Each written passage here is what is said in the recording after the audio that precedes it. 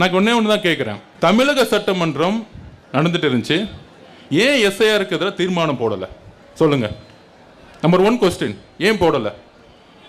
உச்ச நீதிமன்றத்தில் நீங்கள் மனு தாக்கலுடைய பெட்டிஷன் எப்படி இருக்கு? அதாவது சில பேர் செட்டிங் பண்ணிக்குவாங்க, சும்மா கோர்ட்டுக்கு போவாங்க. அதுக்கு ஒரு உதாரணம் சொல்கிறேன். வவுஃபுக்கு எதிராக நம்ம தான் கேஸ் போட்டோம். நம்ம தலைவர் சொல்லி கேஸ் போட்டு அபிஷேக் மனு சிங் அவர்கள் வாதாடினாங்க. ஆனால் திமுக போட்ட கேஸில் அங்கே வாதாடவே இல்லை. அங்கே இருக்க வழக்கறிஞர்கள் கையை கட்டி சும்மா நின்றுட்டு இருப்பாங்க. ஆனால் வெளியே வந்துட்டு நாங்களும் கேஸ் போட்டோம் நம்ம வடிவேல் படத்தை சொல்லுவாங்களே அந்த மாதிரி நாங்களும் கேஸ் போட்டோம்.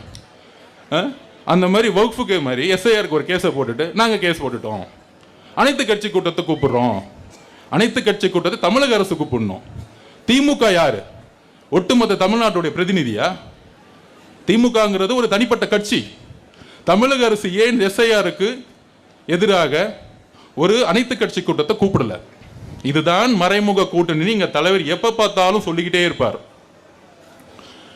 ஸோ சில உண்மைகளை முக்கியமாக நேற்று தலைவர் கிட்டத்தட்ட ஒரு 9 நிமிடம் ஒரு காணொலி கொடுத்தார். இதெல்லாம் எலெக்ஷன் கமிஷன் செஞ்சிருக்கணும்.